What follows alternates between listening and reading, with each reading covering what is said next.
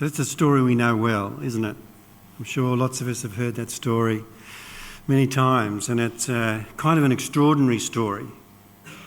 And in some ways it's hard to make sense of it, but in other ways we have to, because it's so foundational to our theology, so fundamental to the way we understand who we are and who God is and our relationship with him. Some years ago, when Sharon and I were soldiering at the Hurstville Corps, a new CO arrived, and must have been one of his very first sermons.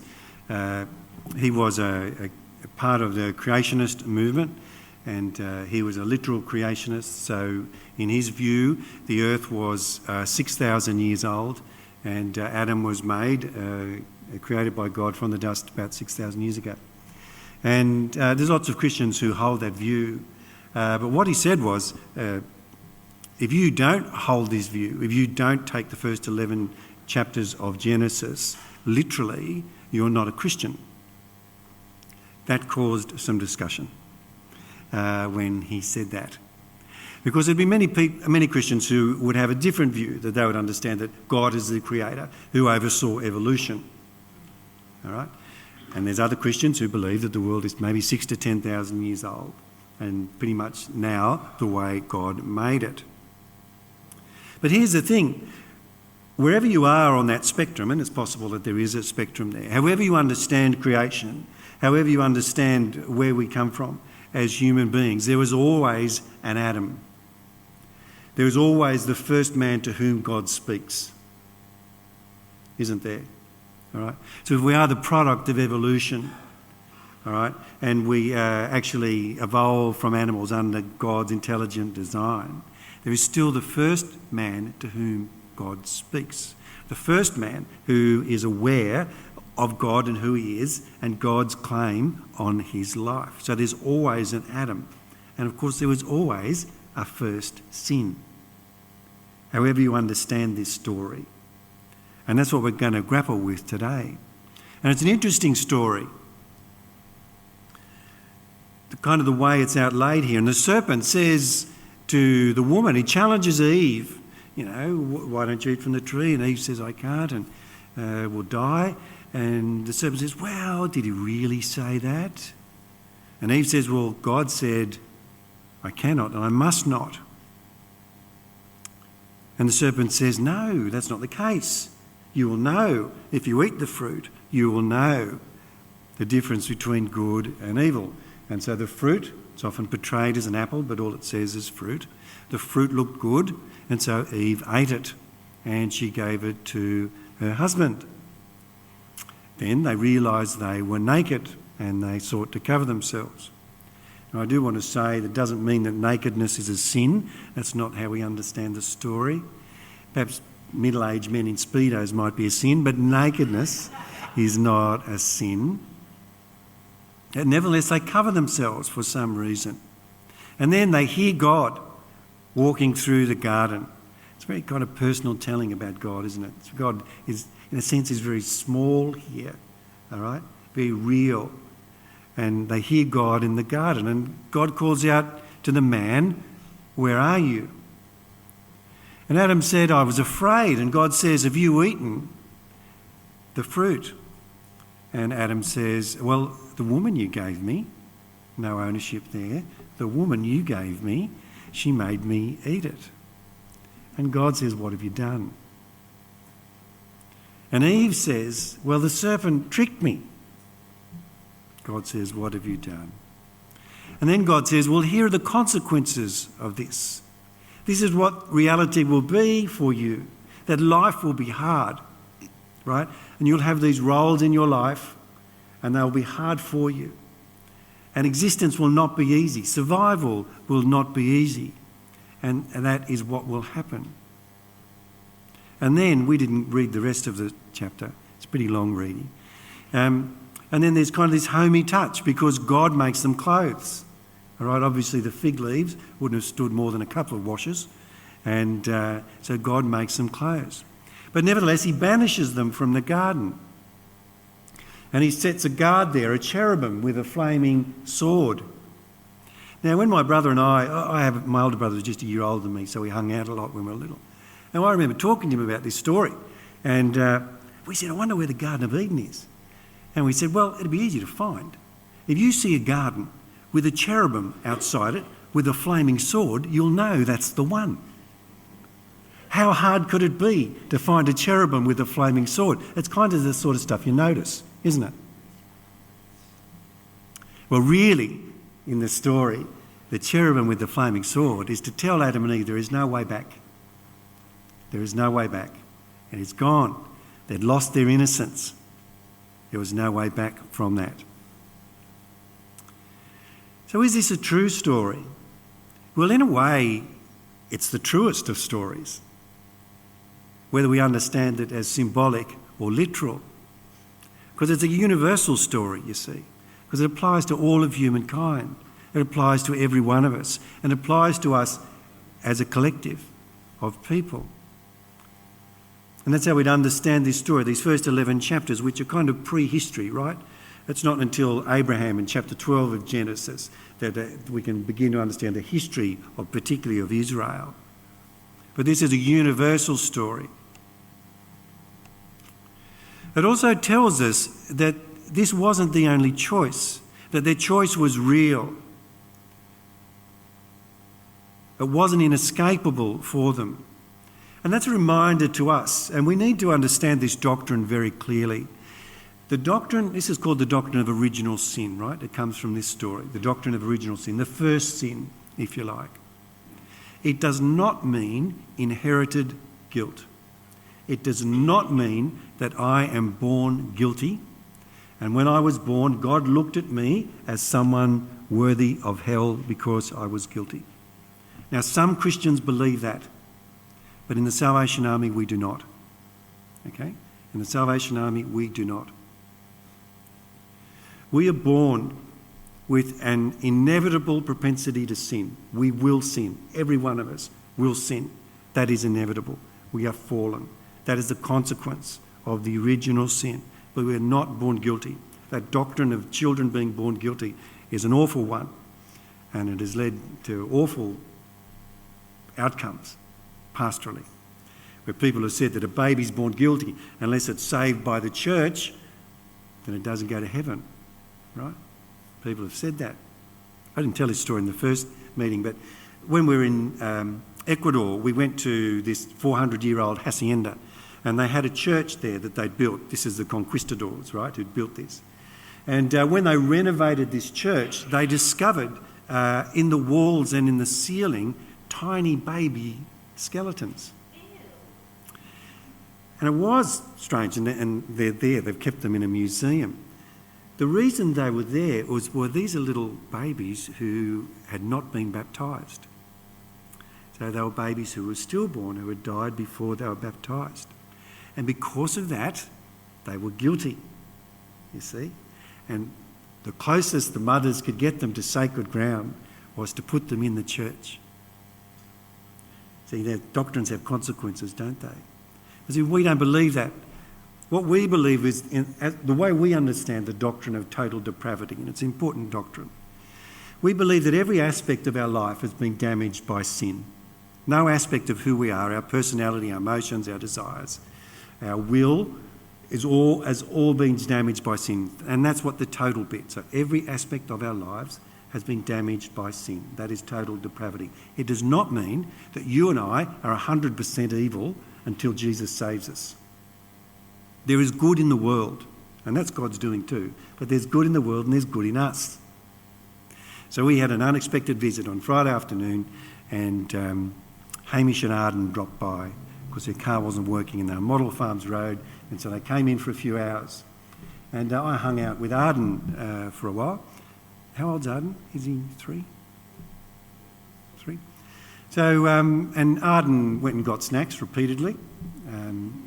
But every time he did, he offered them to me. He shared them with me. He said, do you want some of the grapes? Do you want some of the biscuits? Do you want whatever he had? It was very nice. I said, you're a good sharer.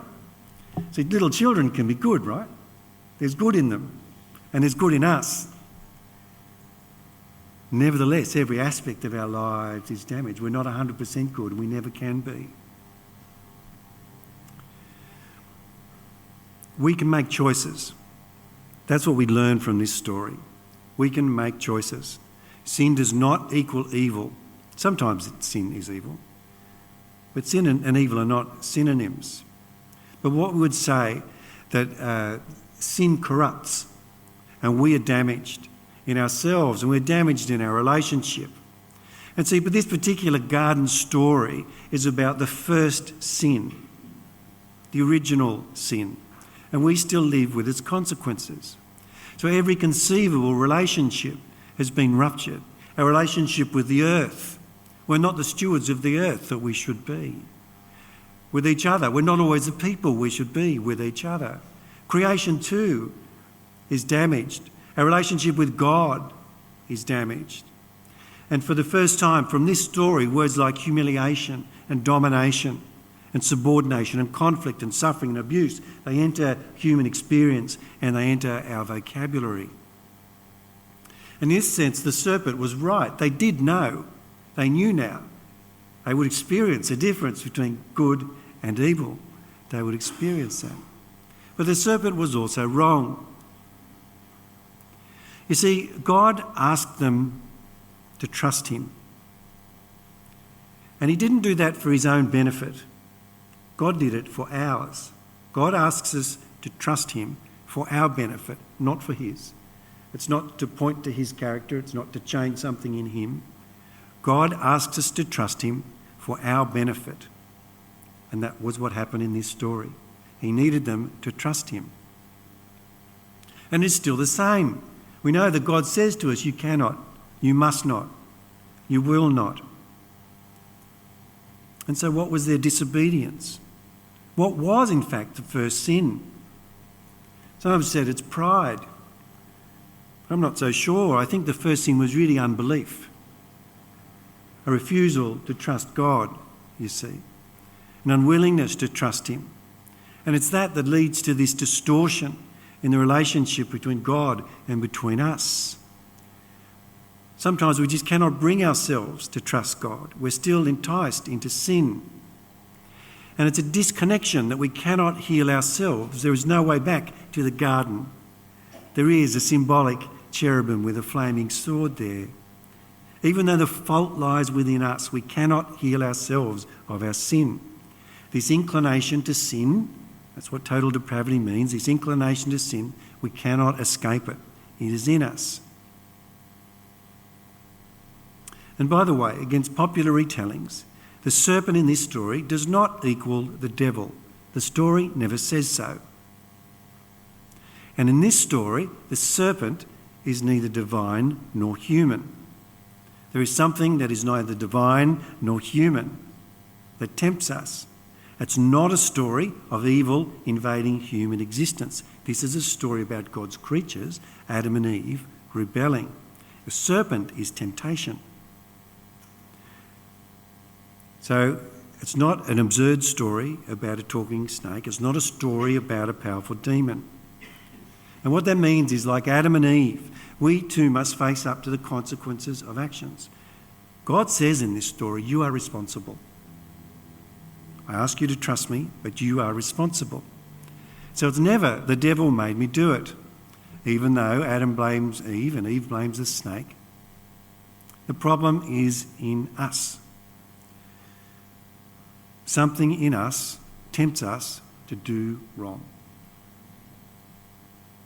And it'd be much easier if we could say, here are good people and here are bad people.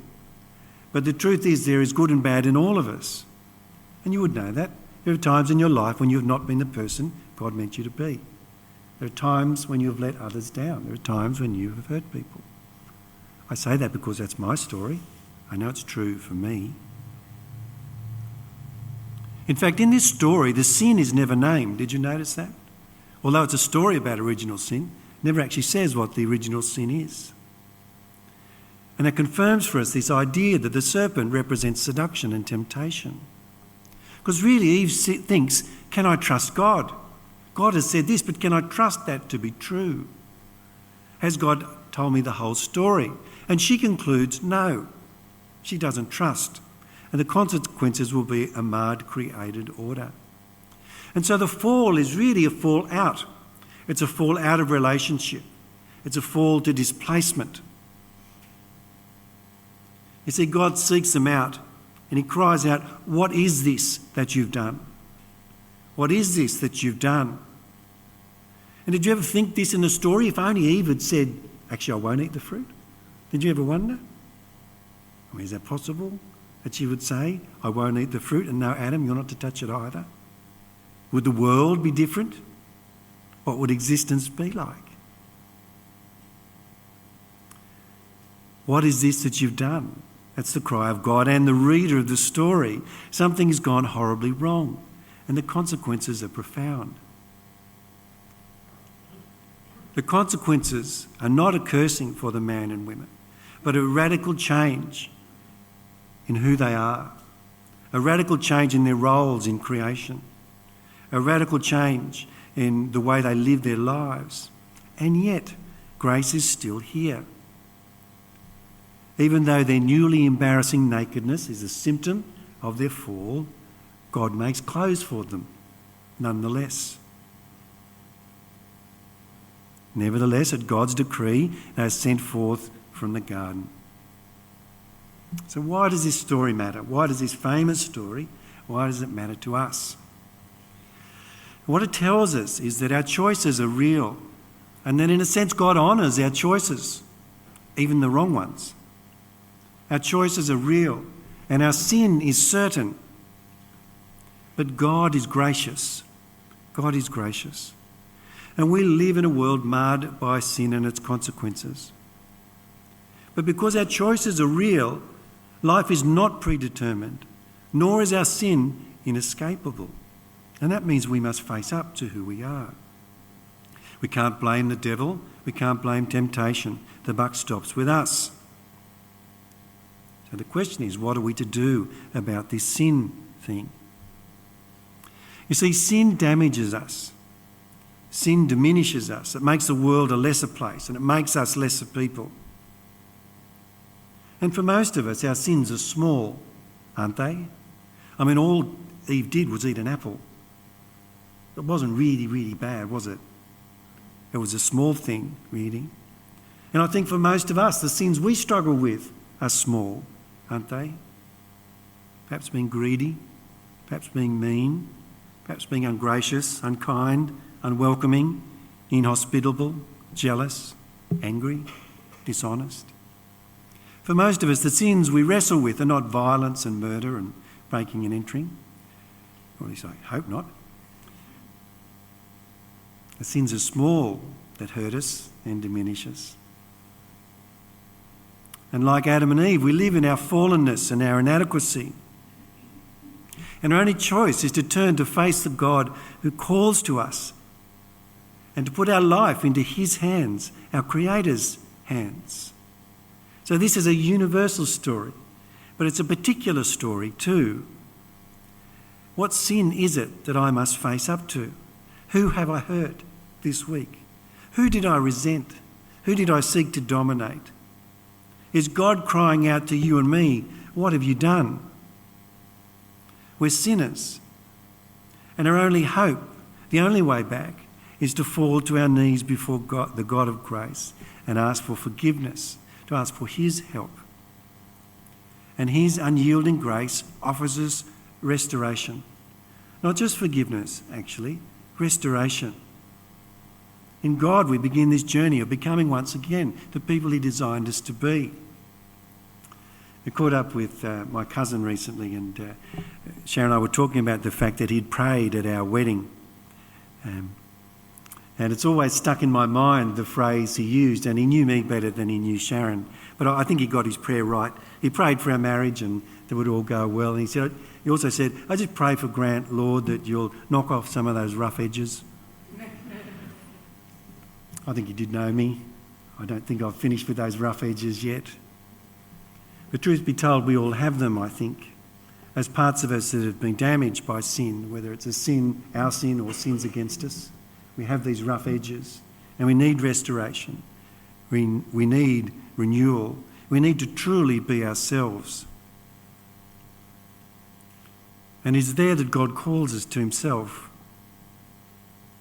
You see, God's grace is offered to us because of our sin, not in spite of it. For God, it's not if only. God offers Jesus to us because he knows we need him. His grace is freely given because of our sin. Our choices are real. Our sin is certain. But our God is gracious. Always. I'm going to listen to a very old song. And I couldn't find a great recording of it. But this is, it sounds like a cappella, some female voices singing this song. It's an old gospel song. It says, though your sins be as scarlet, they shall be as white as snow. Though they be red like crimson. That's the story of Adam and Eve. It's God's story for us, the God who offers us restoration and forgiveness. So let's be at prayer. Let's pray for ourselves that God will knock off the rough edges in our hearts and in our lives as we listen to these 3 verses.